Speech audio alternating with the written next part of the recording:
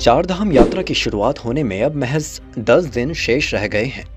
30 अप्रैल को यमुनोत्री व गंगोत्री के कपाट खुलने के साथ ही यात्रा शुरू हो जाएगी। चारों धाम सजने संवरने लगे हैं और प्रशासन समेत तमाम विभाग तैयारियों को अंतिम रूप देने में जुट गया है।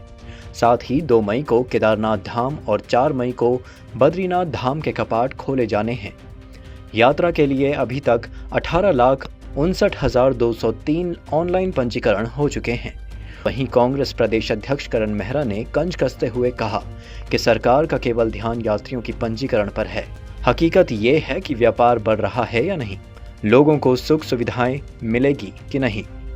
वहीं करण मेहरा ने कहा कि हमें केवल गाड़ियों की धूल, गाड़ियों की धुआं प्रदूषण देखने के लिए उत्तराखंड नहीं बनाया है। पुरानी सरकारों में कम से कम व्यवस्था अच्छी थी, जिसमें यात्री 10 दिन के अंदर चारधाम के दर्शन कर सकें।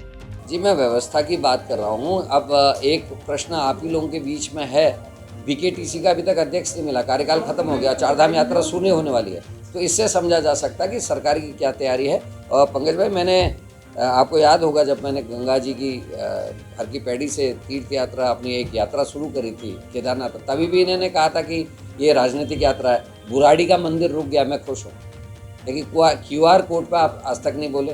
चारधाम की बात ये कर रहे हैं यात्रा की, लेकिन सोनप्रयाग में जो बादल फटा था उस समय भाई, और बहुत लोग मरे थे, और हमने यात्रा स्थगित करी थी, दोबारा शुरू करी, वो सोनप्रयाग का मार्ग, सड़क अभी तक ठीक नहीं हुआ है। तो क्या तैयारी है सरकार की है? कोई नई पार्किंग नहीं बनी है, और ऋषिकेश में जो जाम लगता है उसके बारे में कोई प्रबंधन नहीं है। पुलिस और प्रशासन को हम कितना दबाव में लेंगे?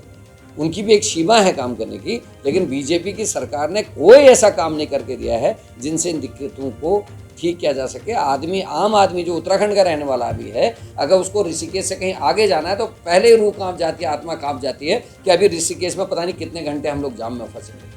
तो ये दिक्कतें हैं, और बीजेपी खाली इस बात को लेकर खुश हो रही कि इतने लोगों ने रजिस्ट्रेशन कर दिया, उतने लोगों की रहने खाने पीने की व्यवस्था आपकी है क्या? क्या आपका इंफ्रास्ट्रक्चर इस लायक है कि इस लोड को ले सके?